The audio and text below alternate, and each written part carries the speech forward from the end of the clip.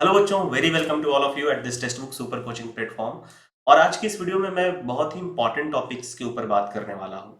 वो क्या है कि हमारे जो CSIR नेट का एग्जाम है ना, तो जाहिर सी बात है ये MSc के बाद होता और PhD एंड असिस्टेंट प्रोफेसर के लिए होता। ठीक है, तो दो चीजें होती हैं कि इसमें दो टाइप के बच्चे रहते हैं। एक जिनको PhD करना होता है तो वो आफ्टर MSc तुरंत दे रहे होते हैं एग्जाम। तो लाइक वो पढ़ाई में ही रहते हैं, लाइक उनका जो स्टडी होता है वो कंटिन्यूटी के साथ चलता रहता है। मतलब कि उन्होंने BSc की, MSc की, ड्यूरिंग MSc या आफ्टर MSc उन्होंने प्रिपरेशन की CSIR की और उन्होंने एग्जाम दिया। तो उनका कहीं पे भी पढ़ाई से ब्रेक नहीं दिख रहा होता है। वेदर वो PhD के लिए एग्जाम दिए, असिस्टेंट प्रोफेसर के लिए एग्जाम दिए, उनका कहीं पे भी पढ़ाई से ब्रेक नहीं दिया हुआ होता है, वो एक कंटिन्यूअस मोड में चल रहा होता है। तो उनके लिए ये चीजें थोड़ी सी आसान होती है। ठीक है, but if you talk about those students, BSc, this is your MSc and this is your CSIR. ठीक है, okay. Now talk about those students जो BSc, MSc and job and then CSIR। मतलब बहुत सारे बच्चे ऐसे होते हैं तो आफ्टर MSc वो किसी जॉब में इनरोल हो जाते हैं, like they are doing some job, वो अर्निंग्स में इन्वॉल्व हो जाते हैं। और ये यूजुअल है बहुत ज़्यादा, क्योंकि एक एज हो जाती है और फिर उनको कुछ ना कुछ अर्निंग के लिए देखना पड़ता है साधन, तो आप जॉब में इन्वॉल्व हो जाते हैं। बहुत सारे बच्चे ऐसे होते हैं and it's very normal and it's very good thing, okay. But उनकी इच्छाएं होती है, लाइक बहुत सारे अच्छे जॉब्स में, टीचिंग के जॉब्स में चले जाते हैं, स्कूल टीचर बन जाते, या आपके 11th-12th के टीचर बन जाते, तो बहुत सारे ऐसे हैं, या फिर कोई IT फील्ड में चला जाता है, ओके। बट उनके मन में एक इच्छा होती है कि उनको CSIR क्लियर करना है एंड उनको असिस्टेंट प्रोफेसर बनना है। ठीक है, उनको असिस्टेंट प्रोफेसर बनना है। ठीक है, बट समटाइम्स ये होता है हमारे साथ कि उनको उतना टाइम नहीं मिल पाता। जाहिर सी बात है, आपका 9 to 5 जॉब होता है, उसके बाद आपके ऊपर घर की जिम्मेदारियां होती हैं, तो आपको पढ़ने का कम वक्त मिलता।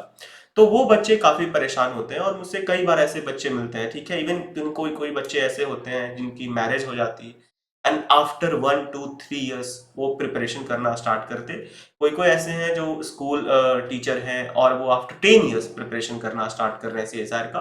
तो वो कैसे अपने एग्जाम को मैनेज करें, इट्स वेरी क्रूशियल थिंग। ठीक है, तो देखो, मैं उनको सबसे पहले ये बोलना चाहूंगा कि what you need to understand कि जैसे अगर आपका 4 साल या 5 साल या 10 साल या 8 साल का ब्रेक है, तो आपको इस टसल में तो कभी नहीं रहना है कि मुझे एकदम दिसंबर 2024 ही आपका टारगेट होना चाहिए।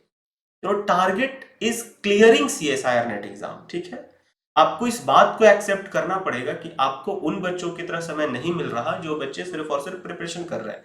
आपको जॉब भी करना है, आपको बहुत सारी जिम्मेदारियां हैं उसको भी देखनी है।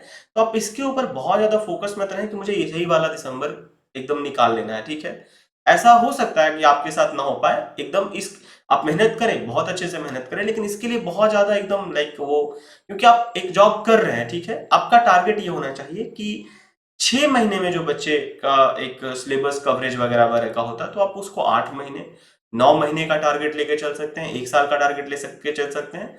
और मैं जून 2025 का एकदम निकालूंगा। आपका टारगेट ऐसा होना चाहिए ताकि आपके माइंड पे भी बहुत ज्यादा प्रेशर ना रहे। ठीक है, now the second thing is कि आप मतलब टाइम को थोड़ा सा रिलैक्स कर सकते हो खुद के हिसाब से, क्योंकि आप ऑलरेडी एक जॉब में हो। अगर ये 4 साल हो चुका है तो 4.5 साल हो जाए तो कोई दिक्कत है नहीं। ठीक है, now the second point is कि आपको कुछ चीजें करनी है, कुछ चीजें फिगर आउट करनी है कि आपके MSc में क्या आपके अच्छे टॉपिक्स रहे थे, उसको पहले कवर कर लेना है। ठीक है, और अब एक दूसरी बात यह है कि आप बच्चों के लिए ना किसी कोचिंग इंस्टीट्यूट में इनरोल कर लेना अच्छा रहेगा, क्योंकि आप उस तरीके से कंटिन्यूएशन मोड में है नहीं कि आप खुद से प्रिपेयर करें। इट्स बेटर टू, अगर आप इनरोल कर पाते हैं किसी कोचिंग इंस्टीट्यूट में, आप ऑनलाइन कोचिंग ले लें। जब आपको समय मिले आप लेक्चर देखें, जो भी उनका लेक्चर्स है। अगर 1000 लेक्चर्स हैं, 500 लेक्चर्स हैं, तो आप हर दिन 1 या 2 लेक्चर देखिए। आप जॉब से आने के बाद रात में एक लेक्चर देखिए, और आपका माइंडसेट ऐसा होना चाहिए, देखो बच्चों, कि कभी कभी ऐसा होता है कि हमारे ऊपर जॉब में बहुत ज्यादा काम होता है, कभी कभी ऐसा होता है कि हमारे पास कम काम होता। तो फिर भी आपका माइंडसेट ऐसा होना चाहिए कि चाहे जो हो भाई, 9 to 5 आपके जॉब में जो भी हुआ हो, मे बी आपने कभी, आपके ऊपर काम का ज्यादा प्रेशर रहा है, आपने कहीं कुछ सुना भी है अपने सीनियर से, बट घर आके ना आप 1 घंटा तो पढ़ोगे अपने CSIR के लिए। ये कम से कम आपके दिमाग में होना चाहिए कि मैं घर आऊंगा तो 1 घंटा तो रात में मैं जरूर पढ़ूंगा अपने CSR एग्जाम के लिए। एटलीस्ट एक लेक्चर तो जरूर फिनिश करूंगा, क्योंकि आप बहुत ज्यादा रिलैक्सेशन दोगे तो ये लंबा पाइल बन जाएगा लेक्चर्स का ना। तो what you have to do कि आपको मिनिमम कुछ आवर्स तो चलो करने ही होंगे, चाहे जो हो मेरे 9 to 5 जॉब में, मैं तो 1 घंटा जरूर से जरूर पढ़ूंगा। कभी सैटरडे संडे को जब आपका वीकेंड होता हो तो हम थोड़ा ज्यादा पढ़ लेंगे, ठीक है। तो इस तरीके से आप जॉब के साथ अपना प्रिपरेशन कर सकते हैं।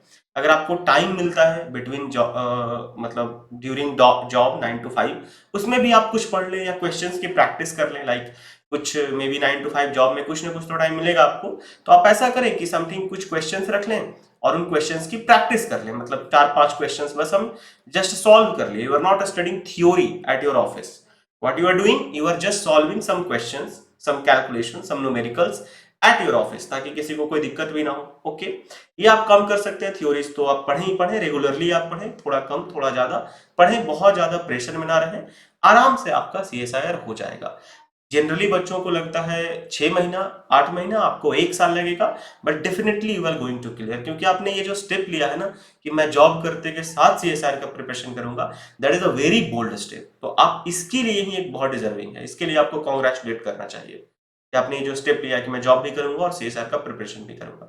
क्लियर आप डेफिनेटली करेंगे, जैसे ही आपने सोचा कि मैं करूंगा भाई, तो आप करोगे क्लियर।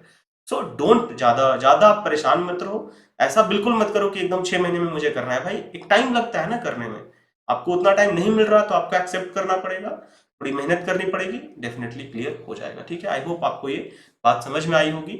एंड अगर आपको हमारे कोर्सेस वगैरह में इंटरेस्ट है तो आप क्या कर सकते हैं, गूगल पे डिस्क्रिप्शन फॉर्म दिया हुआ है, वहां पे डिस्क्रिप्शन लिंक में गूगल फॉर्म दिया हुआ है, उसको आप फिल आउट कर सकते हैं। We will connect you, okay, over over any doubt that you have. Okay, तो मिलते हैं हम लोग, बाय बाय, टेक केयर।